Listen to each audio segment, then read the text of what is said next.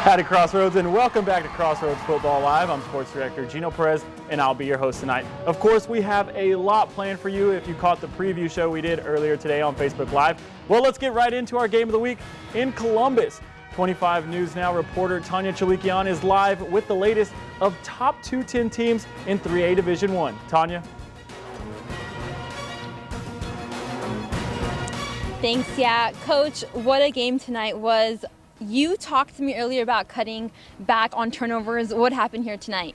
Oh, we still had a few turnovers. We're not pleased with that, but I was very pleased with the way the kids fought back, you know, being 14 points down and fighting back and believing in themselves. You know, I feel like we grew up a little bit tonight, and in the end, it's going to work out for us. Last year in the playoff game against Columbus, you guys were also down, did come back to win that game. Tonight you guys, came back, surged back, lost by 1 point. What happened on that missed field goal? Well, we had a little breakdown on the left side of our line, and it cost us. You know, they blocked the field goal, the extra point, and you've got to take that part seriously too. So we learned a little bit there. It's two great teams out there fighting. Again, hats off to Columbus. They did a great job on their side, and I thought our kids and coaches did a great job tonight, and I think we learned from it. I hate getting beat, but sometimes you get beat in life, and you got to fight back, and I thought our kids did a good job of that. Quarterback Trace Patek hadn't played in a few weeks. He got some playing time tonight. What did you like about seeing him on there? Well, that was a big news item right there. We didn't expect to use him tonight. He stepped in. He had to have a lot of courage to do what he did.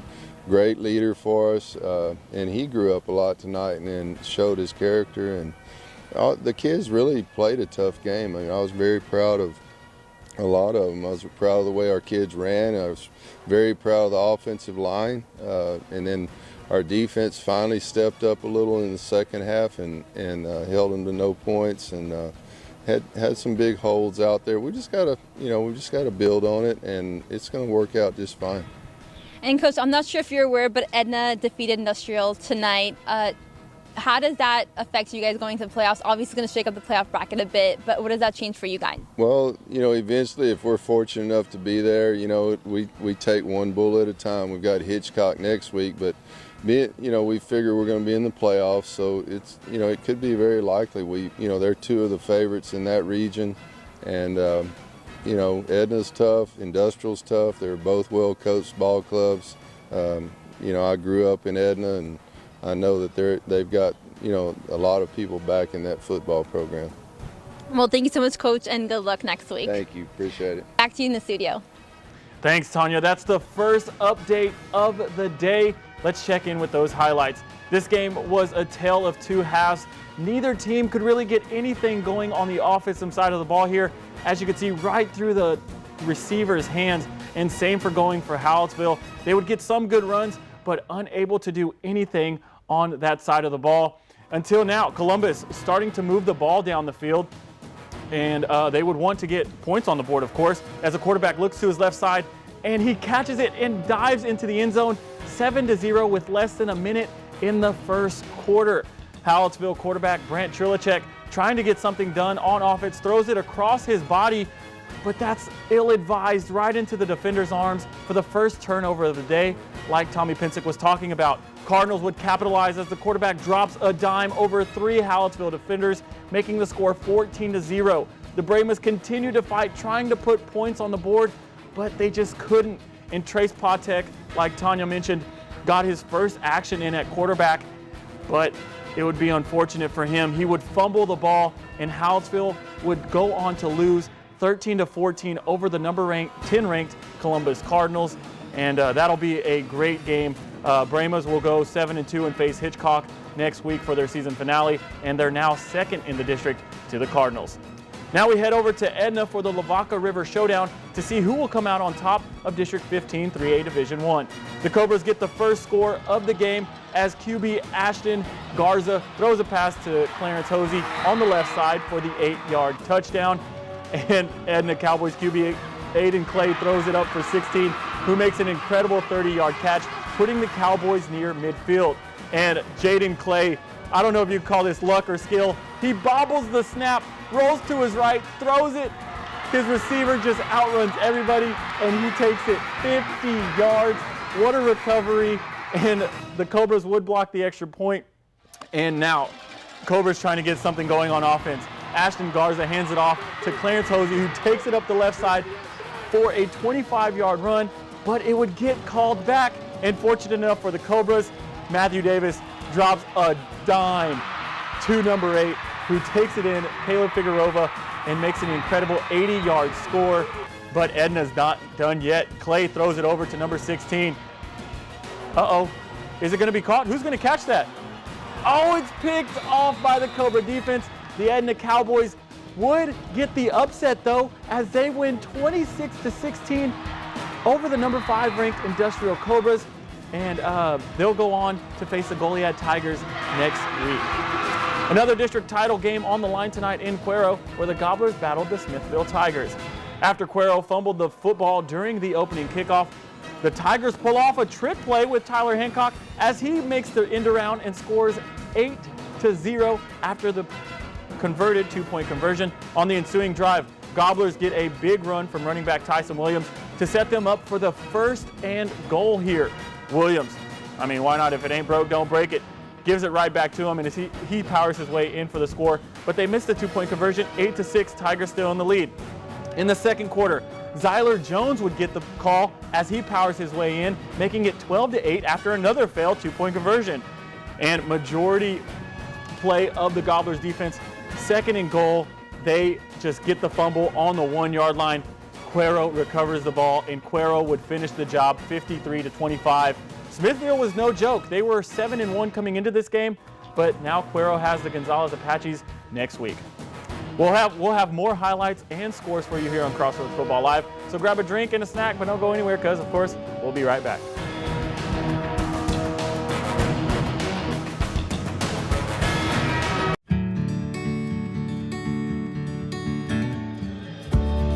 Whatever it is you wrangle, whatever seeds you sow, no matter what you nurture or what you choose to grow, at Texas Farm Bureau Insurance, we're proud to protect all Texans. What's your why? Cuero Family Clinics want to encourage you to get the COVID-19 vaccine. Your vaccination makes a difference regardless of your why. Do it for yourself, your family, your neighbors, your community. Why not get the shot? To schedule your vaccination today, please call 361-275-0170. To learn more about the COVID-19 vaccine or to find a location closest to you, please visit yvaxnow.com. Hi folks, Greg at Full of Pep. Your livestock's nutrition is important to us. We make our feed here locally in Texas and use the best ingredients available. From our Muy Grande deer protein to cattle feeds formulated specifically for South Texas, Full of Pep makes a feed for all your animals. Your livestock's nutrition is important to us. Come see us at 1551 North Esplanade in Cuero or online at fullofpep.com. Welcome back to Crossroads Football Live. Next up are the East Titans, who have to win their last 2 games and will need a Flower Bluff loss or 2 West losses to make the playoffs. The Titans would strike first, though, as they hand it off to Jakarian Giles as he hits the sideline, uses his speed to reach the end zone. 16 yards out, East leads 7-0. Next play, the Texans trying to get the score even on offense, but throw an ill-advised throw to Terrence Terrell, who picks it off and takes it 40 yards all the way in for the score. The Texans find themselves in a 14-0 hole early in the first quarter. The fans and, of course, the dance team love to see that, especially for their last home game of the year. Ray again with the ball. This time, quarterback decides to go deep and over the West defense, or the East defense, as they put on the score 14-7 in the first quarter. Jaden Williams decided to do it with his legs, except he decides to use his arm instead and throws it to Bryson Ortega for the nice gain there, right in front of me. Didn't get hit, don't worry guys. But then Jakarian Giles gets the handoff left side again as he goes 40 yards this time putting East up 21-7 late in the first quarter, and he's holding up 2 fingers because he just scored 2 touchdowns. The Titans will go 5-4 as they win 56-33 over Corpus Christi Ray Texans. Next, we'll head on to the West Warriors to see if they can lock up their playoff spot tonight if they beat the CC Carroll Tigers tonight in Corpus. Both teams are getting hydrated for the game, of course. You know, got to stay. It was cold out there tonight, though, I must tell you. Carroll, though, he throws it to the right, and it's picked off. Benny Hernandez is picked off by Jeremiah Baldwin. Victoria West looking good. Braden Ludiker now leading his team as he goes for the deep pass. Oh, but it's good play by the Carroll defender there. Nope, not in his house. Ludiker says, you know what? I'll just throw it to my favorite receiver, Dion Green. 1 spin, 2 spin, 3 spin, 4. I mean, call this man a washing machine, how many times he's just spinning, and he takes it all the way for the touchdown, breaking tackles along the way, 14-7 West. Ludiker again, looking, stepping up in the pocket, and it's caught. Darian Lacey for the TD, 21-7 West as they get the victory and secure their playoff spot, 54 over Carroll 28. Now Calhoun is coming off a heartbreaking loss to Corpus Christi Miller, and if they want any shot at the top 2 positions in the district, they need to win out. The Sandcrabs quarterback Jacob Laughlin would pitch it out to his running back Adrian Chambers for the 15 yards as he makes it 1st and goal. Next, 2nd and goal here. Laughlin again. If it ain't broke, don't break it. Pitches it to the right-hand side, this time to Mintway as he makes the score 6-0 Sandcrabs. Sandcrabs are on a roll. 1st down at their own 6-yard line. They decide to do a fullback run to Esteban Cruz, and he breaks it wide open for a 94-yard touchdown to make it 13-0. Sandcrabs would, that game is still in the 4th quarter, but Sandcrabs look like they're going to hold on 62-46 over the Alice Coyotes. Next up, we got the Yokon Bulldogs to look to bounce back after losing back-to-back district games. Hitchcock, on the other hand, is 2-1 and looking for the upset.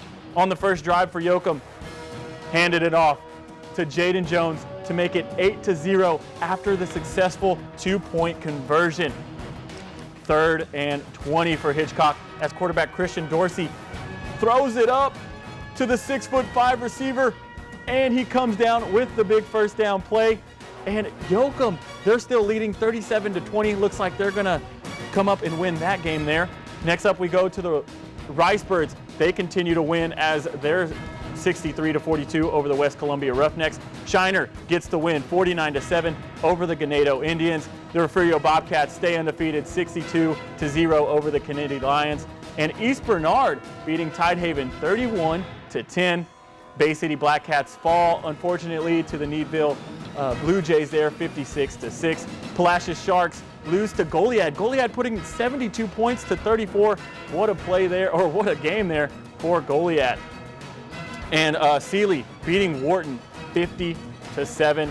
The Tigers will face Brookshire on the road next week. Yorktown getting the victory over Louise, 33-26. What a game for them. And Freer putting 50 on the Bloomington Bobcats. Bobcats still having a rough season. They're 2-8 now on the year. Well, that'll do it for this edition of Crossroads Football Live. Thanks everybody for watching. Good night, Crossroads.